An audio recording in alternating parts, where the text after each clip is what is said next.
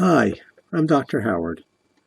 In earlier sessions in my Protect Your Brain series, we talked about how, for a lot of people, protein and carbs should be appropriately balanced to minimize stress and to make it easier for their body to regulate blood sugar.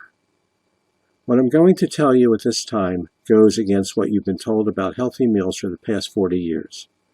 In general, high-protein meals should be avoided whenever possible, and here's why. High-protein meals can be hard on the brain.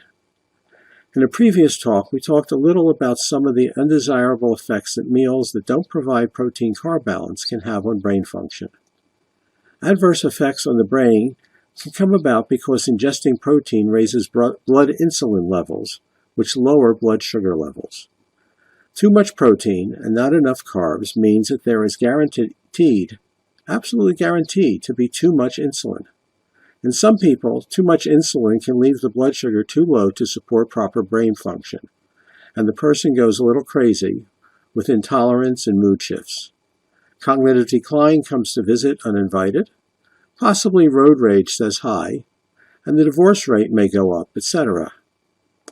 In arriving at these conclusions, I've had to ponder the following question. If a person is insulin resistant, how low is actually too low for blood sugar levels to be? The answer is that it is relative. Blood sugar can actually be quite high in absolute terms, and there can still be a problem if either there isn't enough insulin available or if insulin resistance is too high for the brain to efficiently utilize its insulin to help it to obtain enough nourishment.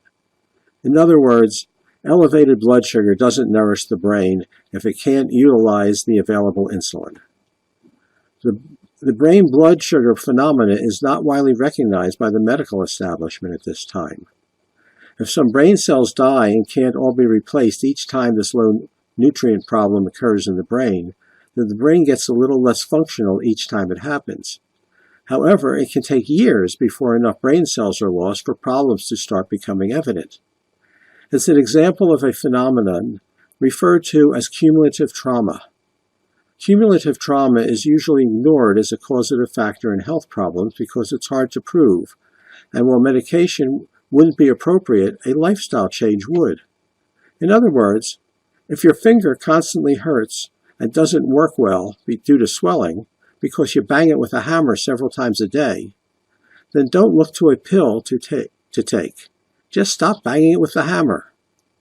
Unfortunately, health insurance doesn't usually pay doctors or anyone else to provide lifestyle counseling with no proof of causation, and one really can't blame them.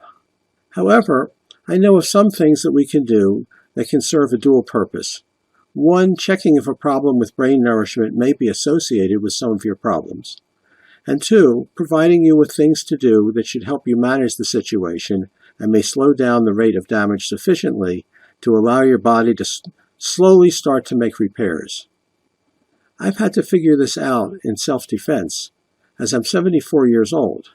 I have some of these problems, and they've gotten worse over the years, partially induced by a bad diet starting in my childhood when margarine was first introduced into the food chain, just after the Second World War, and partially by receiving multiple applications of general anesthesia over the years.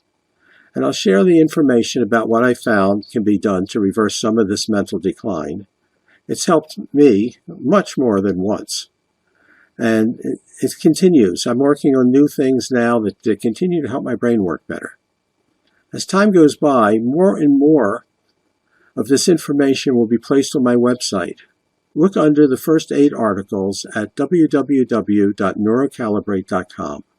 That's www.neurocalibrate.com. The last 4 reasons about why high-protein meals are bad will be presented in tomorrow's video. Bless you. I'll be back tomorrow.